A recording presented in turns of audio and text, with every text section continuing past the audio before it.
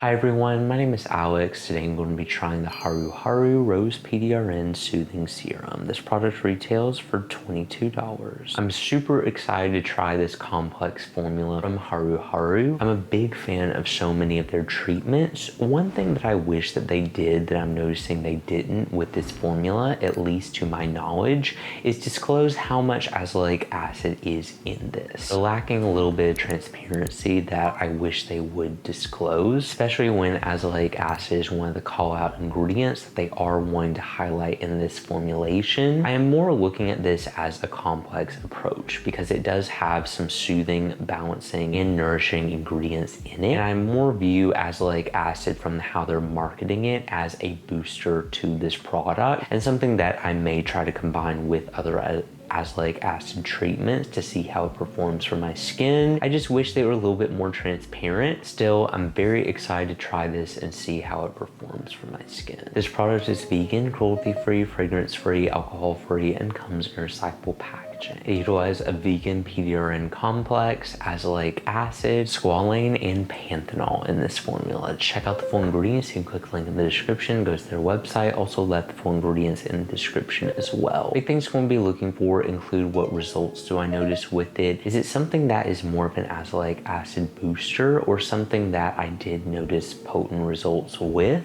What does it do for my skin? Is it drying, and what finish does it leave? As for anything else, we continue to do check-ins. So I will see you all in the next check-in. I'm here to give you all a quick check-in, also my first impression with this product. I'm very excited for this Rose pdrn azelaic acid blend. I can't wait to see what Haruharu's azelaic acid feels like because I feel like there are so many Korean azelaic acid serums on the market. It does come in a pump, which I really enjoy, and it looks to be a light water gel texture. Definitely very lightweight, but pretty moisturizing, and the water gel is very unique. You can see it gives a pretty good glow to the skin and hydration, so I feel like it is going to combat any dryness that could come with this azelaic acid formula. I'm gonna take a couple of pumps out and pat this into the skin.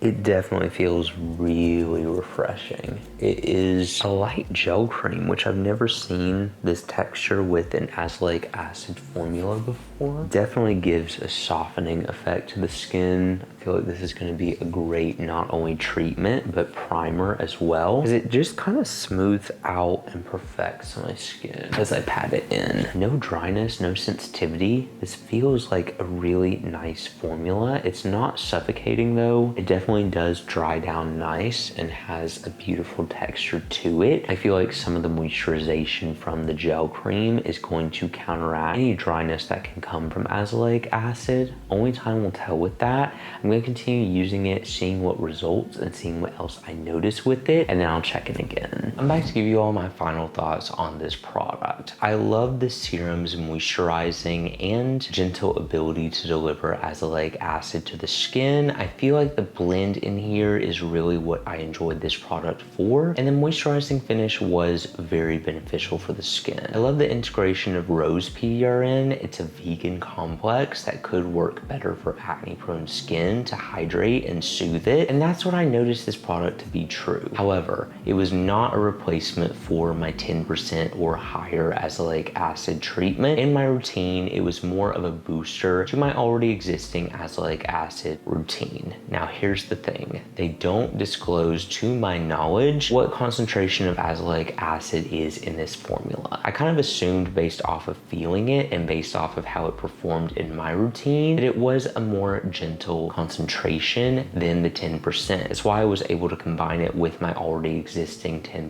azelaic acid product. And I felt like it delivered a soothing benefit on top of that. But when I tried to replace it with my already existing azelaic acid routine, it was not holding up the same results and not delivering as potent of benefits, which that is totally fine. If you are wanting a more moisturizing, more gentle gentle concentration of azelaic acid, that is when I would recommend going for this. But it's not necessarily something that I feel like could replace your already existing 10% concentration. It could be something I fall back on when my skin is really sensitized, because it was very comforting for the skin. With my already existing azelaic acid routine, it did help calm redness. I feel like when I'm dealing with a lot of sensitivity, it could be good for that, but it's not necessarily something that I feel like will be a permanent addition in my skincare routine, just something I use when I'm more sensitive. And I feel like that's who I would really recommend it for, is really sensitive and sensitized skin types. This could also be a good beginner azelaic acid to get you into using it, but like I said, I just wish there was a little bit more transparency in how much of a concentration they use in this. I feel like that would have been beneficial to know. So I could have fit it better into my skincare routine. I just kind of had to feel it out and see how it worked best.